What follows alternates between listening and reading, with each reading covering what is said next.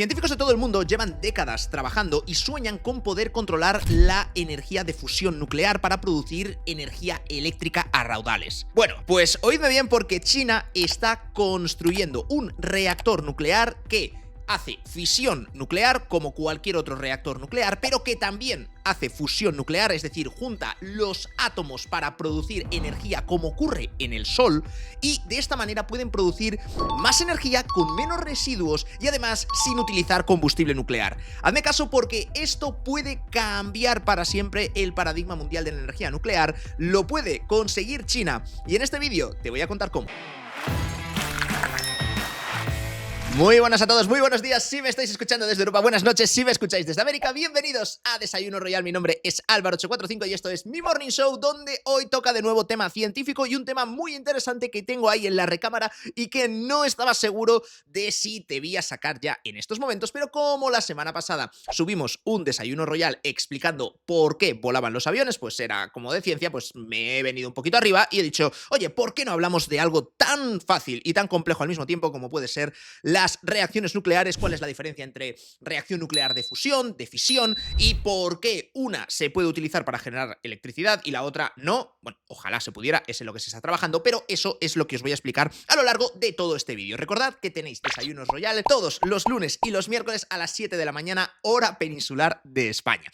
Entonces, dicho esto, hoy vamos a hablar sobre energía nuclear y por qué este puede ser un hito muy importante, aunque de momento no se ha conseguido, ¿eh? O sea, quiero decir, China ha anunciado que empieza la construcción de un reactor nuclear híbrido que hace fisión y fusión nuclear al mismo tiempo. La construcción o el emplazamiento de este reactor nuclear va a ser en Xinguo, ¿vale? Es una región de China que es completamente irrelevante la zona donde lo vayan a hacer. La cosa que importa es si van a ser capaces de construirlo, es decir, si desde el punto de vista ingenieril se puede construir un artilugio, un reactor de estas características que funcione, porque eso va a ser lo verdaderamente complicado aquí. De todas formas, yo en este vídeo lo que os quiero explicar y lo que os quiero trasladar es la idea, el razonamiento que hay detrás, pero a grandes rasgos. O sea, no espero que nadie viendo mis Desayunos Royal o mis explicaciones de repente diga, ah, vale, qué bien, Álvaro ya me ha enseñado cómo construir un reactor nuclear, pues me pongo yo a construir mi propio reactor nuclear, porque no va así las cosas. O sea, hay que estudiar muchísimo y voy a tomarme, no una ni dos, me voy a tomar muchas licencias para explicar exactamente qué es lo que ocurre en los dos procesos para que todo el mundo pueda entenderlo. Es decir, que no necesites haber estudiado un montón de años de física para poder entender cómo funciona esto y por qué es tan importante o tan relevante el avance que va a suponer este reactor híbrido que está construyendo China. Así pues, nos armamos de nuestra tacita de café. Aprovecho para recordaros que en el Desayuno Royal 2.0, es decir, el que grabé hace años, ya expliqué cómo funcionaba un reactor nuclear. Si queréis ir a verlo, es recomendable, o sea, no os va a hacer mal y os va a ayudar a entender mejor este Desayuno Royal, aunque no me gusta hacer vídeos que dependan de que vosotros tengáis que mirar vídeos anteriores. Es decir, me gusta explicar las cosas desde cero, con lo cual, si con algo me repito, lo siento. Y hechas las presentaciones, empezamos. Lo primero que quiero que tengáis claro: si este invento de China funciona, significa que tienen un reactor nuclear híbrido, es decir, de fusión y de fisión, que genera energía eléctrica y que no necesita combustible para funcionar. Si pensáis, aunque sea en la central nuclear de los Simpson, ¿vale? Ya veis que hay como unas barritas ahí como radiactivas y tal, o sea, uno se imagina, dice, vale, eso debe ser como el combustible nuclear, es como la gasolina de un coche. Bueno, pues este reactor funcionaría en el plano teórico sin necesidad de esa gasolina, sin necesidad de ese combustible. O sea, no es que estén encontrando una fuente de energía ilimitada, pero no se quedan tan lejos. Veréis, cuando tú extraes petróleo, sacas crudo, ¿vale? O sea, el barril de petróleo es un barril de crudo. O sea, eso no te sirve para echárselo al coche, por ejemplo. Ese barril de petróleo, ese barril de crudo, tiene que transportarse hasta una, dos o varios procesos de refinado en las refinerías y así llega a ser o transformarse en gasolina, que es lo que tú puedes ya introducir en el motor de tu coche para poder desplazarte. Bueno, pues algo parecido ocurre también con el combustible nuclear. Es decir, tú sacas uranio, el uranio que no es radiactivo, el uranio que se llama en la nomenclatura es el isótopo 238, este uranio es muy frecuente, es muy común en la Tierra, ¿vale? No digo que vayas ahí caminando por el campo y digas, oh, mira, una piedra de uranio, pero es como como un metal, o sea, normalmente suele estar junto con otros minerales,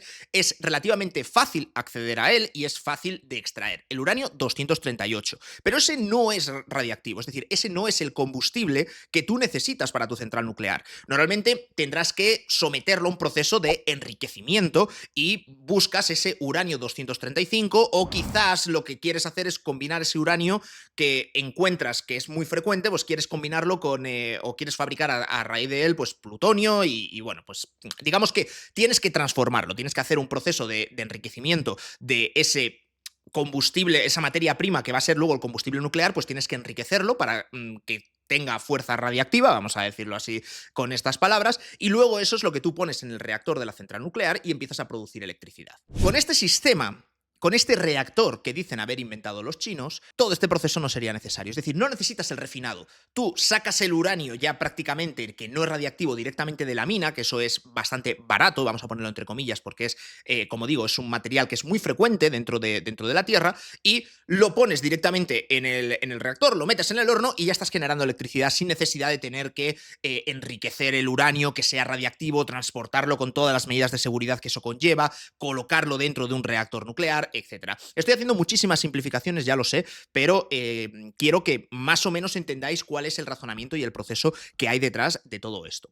Entonces, ¿qué es lo que tenemos o qué es lo que el ser humano es capaz de controlar ahora mismo? Y hablo de usos civiles, porque bombas nucleares existen de fisión y de fusión, pero cuando hablamos de usos civiles, es decir, generación de electricidad, aquí solo hemos sido capaces de controlar o de por lo menos de tener un retorno económico con la energía nuclear de fisión. Y os voy a explicar cuál es la diferencia, ¿vale? En la energía de fisión, tú lo que haces es separas un átomo, lo partes en dos, ¿vale? Entonces tú tienes un átomo de uranio y lo divides en dos átomos. Y cuando haces ese proceso, resulta que generas energía. En las reacciones nucleares de fusión, lo que tú haces es fusionar dos átomos. Es decir, te pillas dos átomos muy pequeñitos y los juntas, los fusionas y en ese proceso creas uno nuevo que es como más gordo que los dos individuales y en ese proceso generas energía.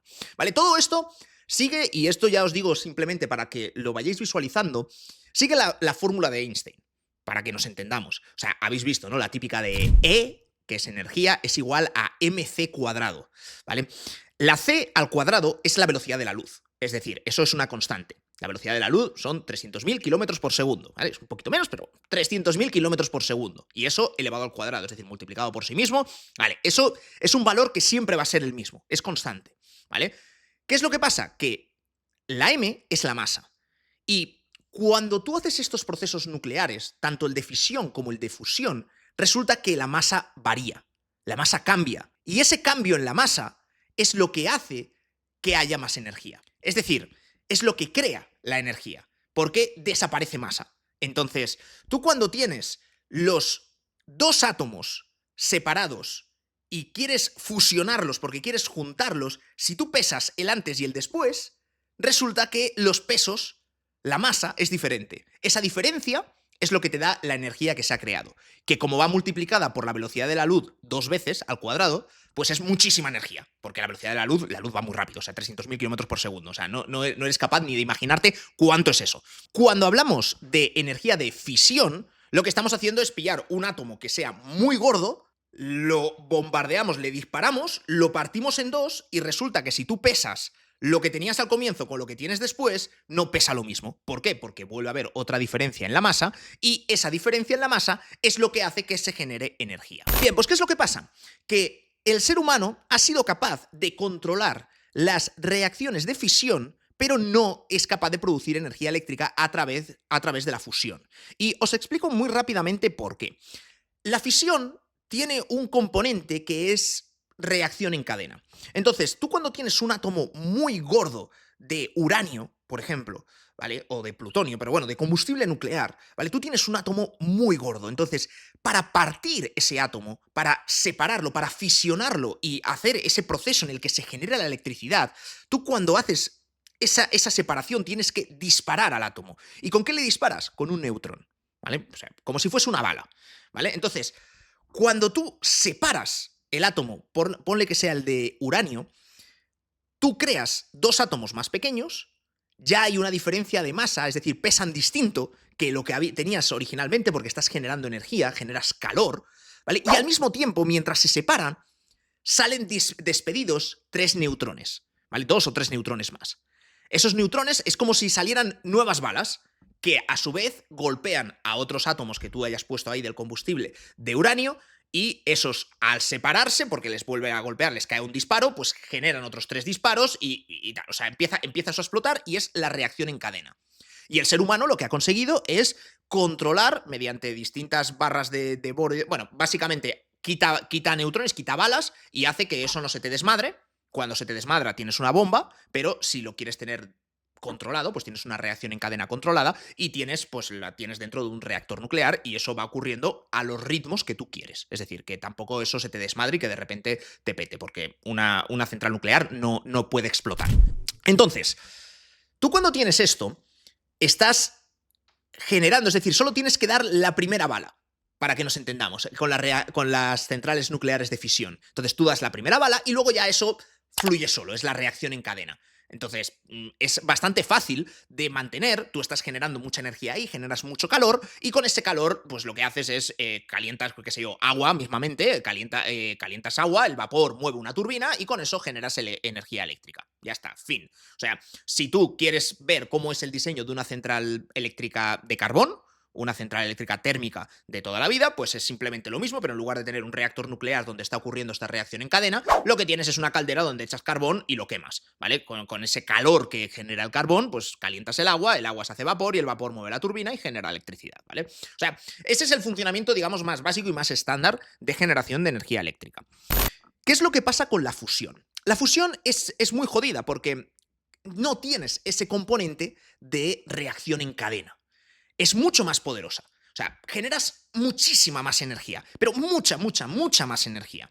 Pero, ¿qué es lo que pasa? Que tú tienes que juntar 2 átomos, que son muy pequeños, ponle 2 átomos de hidrógeno, los tienes que juntar y hacer que se peguen uno con otro para que creen un nuevo átomo. Y entonces, claro, en lugar de tener 2 de hidrógeno, pues que tengas 1 de helio, por ejemplo. ¿Vale? Eso es lo que ocurre en el Sol.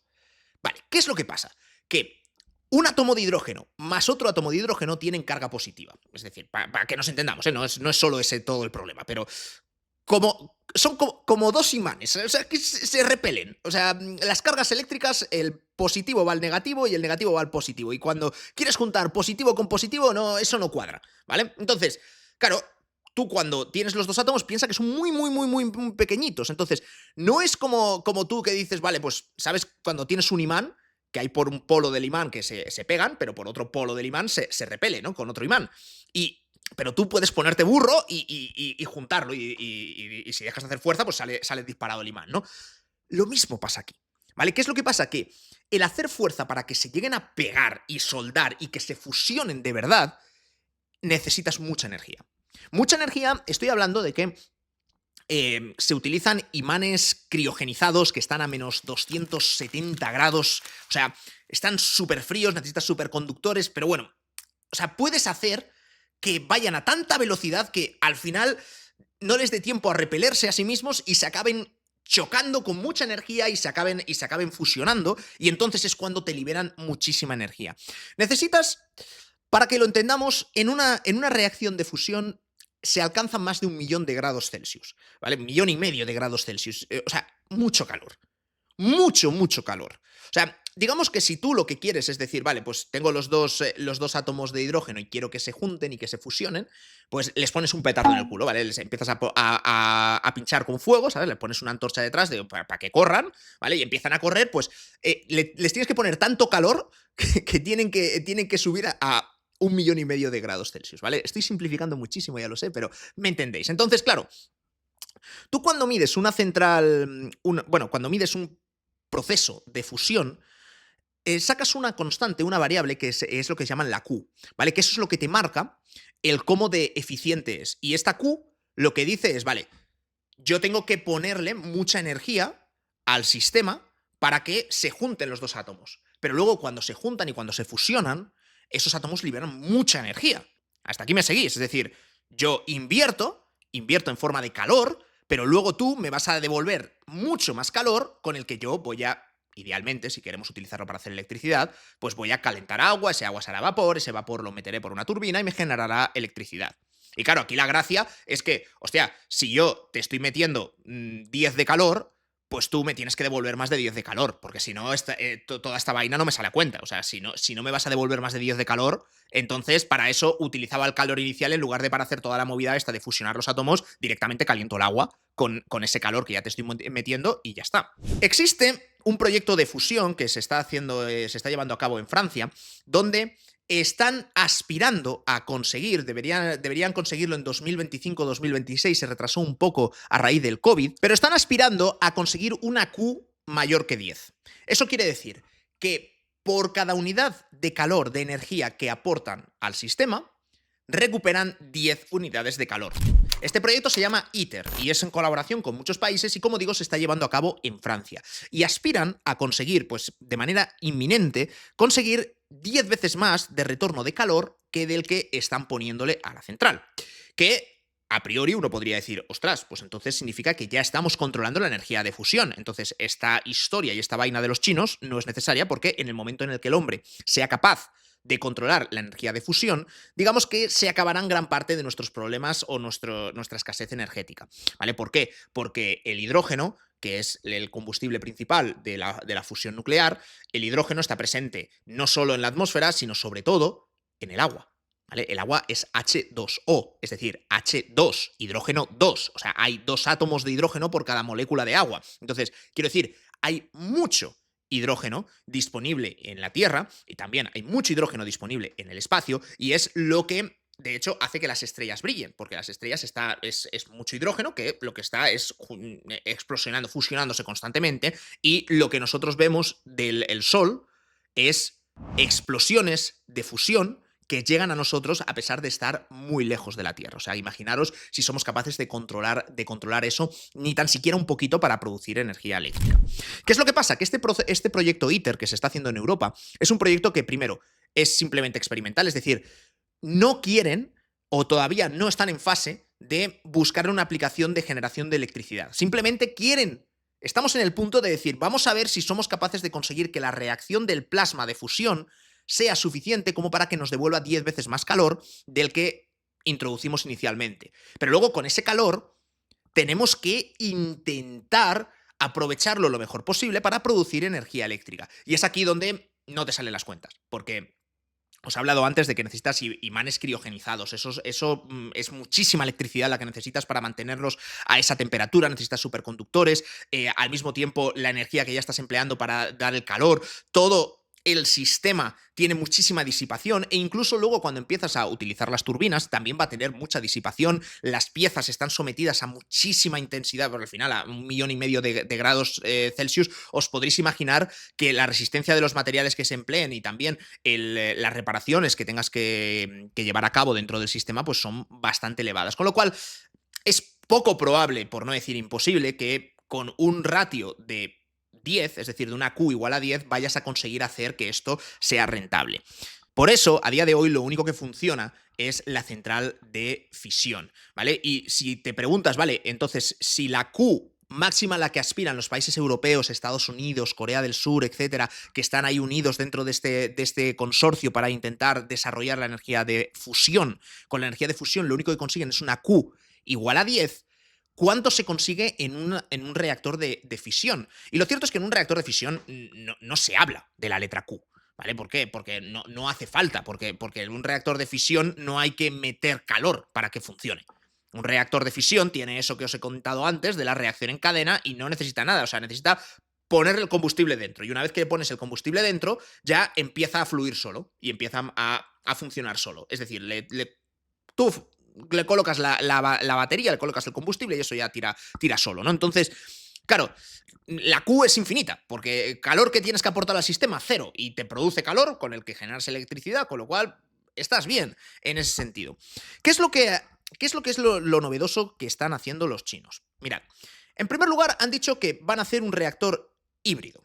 Y lo que quiere decir esto es que su reactor va a tener un proceso de fusión y un proceso de fisión al mismo tiempo, de manera consecutiva. Entonces, lo que van a hacer es utilizar los desechos, los residuos de uno para que alimente de combustible al otro, salvando mucho las distancias. Entonces, lo primero que han dicho es que ellos, dentro de un entorno de fisión, pueden realizar una fusión nuclear con una Q mayor a 30. Esto ya es 3 veces más que lo que vamos a conseguir aquí en Europa en el mejor de los casos, que es a lo que se aspira, ¿vale? Van a construir un reactor que, de momento, el reactor chino es experimental, que se va a hacer en Xinguo, bueno, en fin, se va a construir ahí y va a ser de 100 megavatios, es decir, todavía no va a ser una cosa ultra tocha, pero ya sí que es suficiente como para suponer un desafío desde el punto de vista de ingeniería.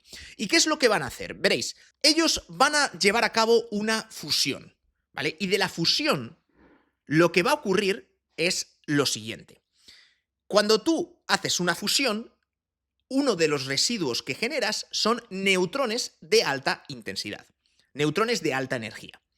Estos neutrones de alta energía se pueden utilizar para disparar, como os decía antes, en esa reacción en cadena para que inicien la reacción en cadena del reactor de fisión justamente al mismo tiempo.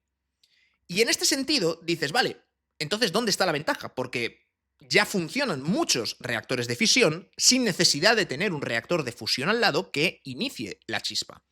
Y es cierto. Y es que lo que cambia aquí y lo que se han dado cuenta nuestros amigos científicos chinos es que la reacción de fusión emite como residuo unos neutrones de alta energía que los puedes utilizar para disparar a uranio que no esté enriquecido.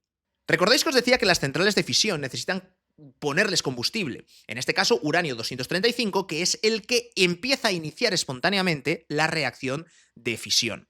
¿Qué es lo que pasa? Que este uranio 235 no está en la naturaleza, o por lo menos no en la proporción que nosotros necesitamos. En la naturaleza está el uranio 238. Y hay muy poquito, un 0, algo por ciento de uranio 235 dentro de lo que vamos a sacar de uranio 238. Entonces hay que someterlo a un proceso de enriquecimiento de uranio. Y ese enriquecimiento es caro, es costoso y además tiene que cumplir con muchas medidas de seguridad. A veces se realiza dentro del propio reactor de fisión y otras veces se realiza fuera para crear pues, una especie de óxido de plutonio que se llama MOX y que no viene al caso. Pero es un proceso que es caro y que es costoso. ¿Qué es lo que pasa? Que luego, una vez que ya tienes ese uranio un poquito enriquecido, digamos, tienes ese combustible nuclear, la reacción de fisión empieza a ocurrir en cadena. Y no tienes que tocar nada más. Cada vez que se separa uno de los átomos de uranio, de ese combustible nuclear, libera unos neutrones que no son de tanta intensidad, no tienen tanta energía, son balas que tienen menos calibre, menos velocidad que las que liberamos en el proceso de fusión, pero que es suficiente para seguir rompiendo otros átomos de uranio 235, que es el combustible nuclear. Y así es como funcionan las de fisión. ¿Qué es lo que pasa? Que con estos neutrones de alta intensidad que van a generar en el reactor de fusión chino, entonces con esos, como son de alta intensidad, digamos que son balas más fuertes, y con esas balas más fuertes tú puedes disparar contra un átomo de uranio 238, que es el que se recoge, digamos, a ver, no en el campo, pero es el que está presente en la naturaleza, sin necesidad de enriquecerlo ni nada. Tú pones ahí la piedra y con este nuevo neutrón de alta intensidad ya puedes disparar al uranio 238. El uranio 238 no era combustible nuclear. Es decir, no era combustible radiactivo, no estaba enriquecido, no estaba sometido a ningún proceso, no te cuesta nada tenerlo ahí dentro. Está presente en la naturaleza. O sea, China tiene muchas reservas, Canadá sobre todo, Rusia, o sea, pero muchos países tienen uranio 238. Entonces, no es difícil de obtener, lo podéis chequear en ChatGPT, o sea, es muy frecuente. Entonces, claro, si tú me estás diciendo que no necesito ni siquiera tener las instalaciones para enriquecer el uranio, que directamente yo lo pongo ahí en el horno y ya me va a empezar a generar electricidad porque le voy a disparar no con balas convencionales, no con balas normales, no con balas de uranio enriquecido, sino que las voy a disparar con los neutrones que voy a generar previamente con un proceso de fusión. Y como lo voy a hacer todo junto, básicamente mi central, mi reactor nuclear híbrido va a empezar a funcionar solo sin necesidad de combustible nuclear al uso, con combustible nuclear no enriquecido, con combustible nuclear barato. Entonces, lo que está ocurriendo en este reactor híbrido que está desarrollando China es que primero van a invertir energía, van a invertir calor en generar un proceso de fusión nuclear. Ese proceso de fusión nuclear lo van a hacer de una manera más eficiente que nuestros homólogos europeos, porque van a conseguir una Q superior a 30. Entonces, lo que va a ocurrir después de esa reacción de fusión que van a hacer ellos, después de invertir energía con esa Q superior a 30, van a liberar calor y también neutrones de alta energía. Después de provocar su reacción de fusión dentro del reactor híbrido, lo que obtendrán será calor, que se podrá aprovechar también para generar electricidad, pero sobre todo van a producir esos neutrones de alta intensidad, esas nuevas balas que utilizar para disparar dentro del uranio que vamos a colocar en el reactor, en la parte de fisión de este reactor híbrido de los chinos. Y este uranio no va a ser uranio enriquecido, va a ser uranio 238. Lo que quiere decir el número es el isótopo del átomo en concreto. El tipo de átomo, ya sabéis, la tabla periódica que existe habitualmente, bueno, pues el numerito que tiene cada átomo es el número de protones que hay en el átomo. Y dentro del núcleo hay protones y a veces hay neutrones. Un protón pesa 1, un neutrón pesa 1. Entonces, cuando yo digo uranio 238, lo que quiero decir es que ese uranio pesa 238.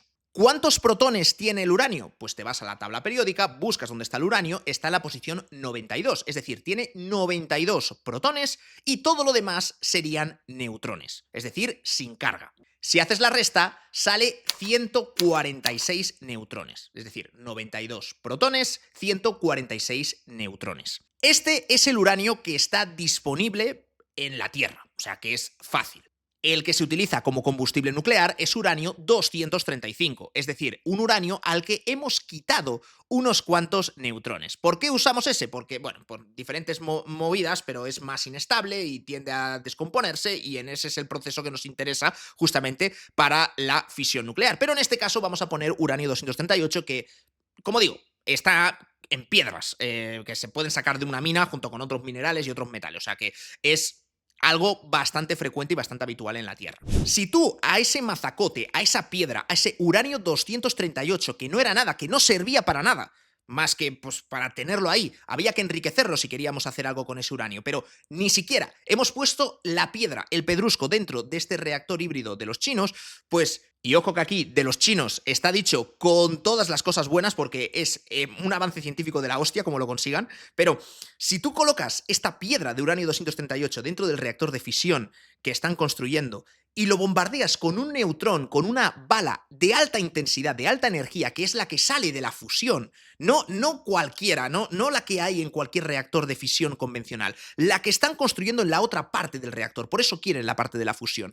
Si tú golpeas con ese neutrón de alta energía a esos átomos de uranio 238, se convierte en uranio 239. Es decir, claro, sigue siendo uranio porque no estás creando ningún protón, entonces es un neutrón que, como va con tanta energía, se pega al núcleo de ese uranio 238 y se convierte en uranio 239.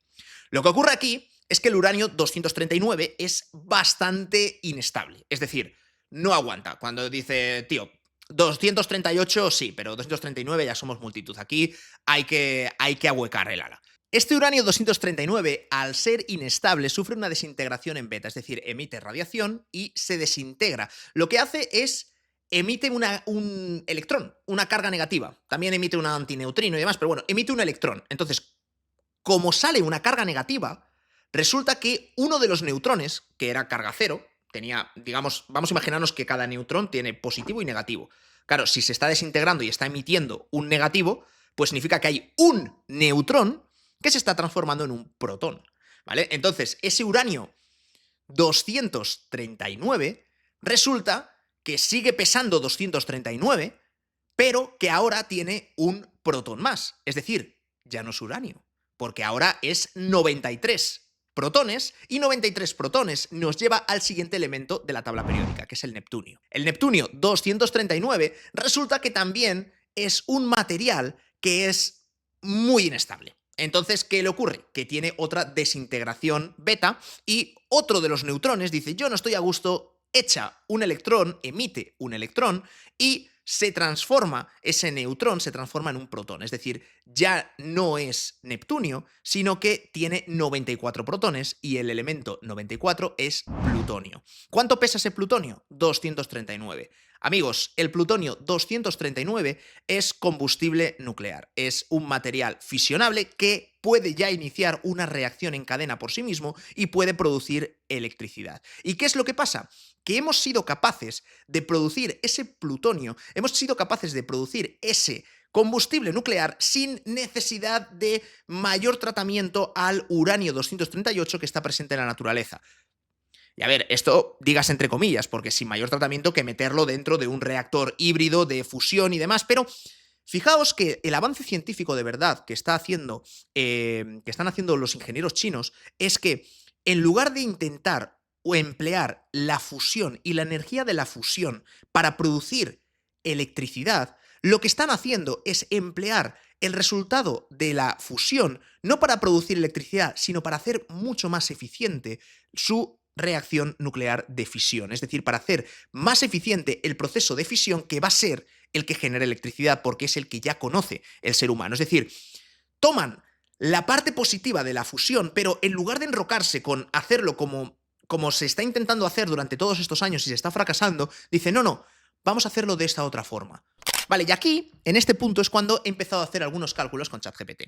Porque si entendemos bien cuál es la magnitud del avance, es decir, cuál es el razonamiento que hay detrás de lo que quieren construir en China con este reactor híbrido, lo que quieren hacer sus ingenieros con este reactor híbrido, es que si tú eres capaz de entender que si empleas de esta manera la fusión, no con el objetivo de producir electricidad solo con la fusión, sino con el objetivo de hacer mucho más eficiente la reacción de fisión, llegas a una conclusión muy interesante, y estos son cálculos que he estado haciendo con el ChatGPT. Veréis, el reactor que están construyendo es experimental todavía, lógicamente, van a tardar muchos años en hacerlo, pero es un reactor de 100 megavatios, es decir, es un reactor bastante modesto.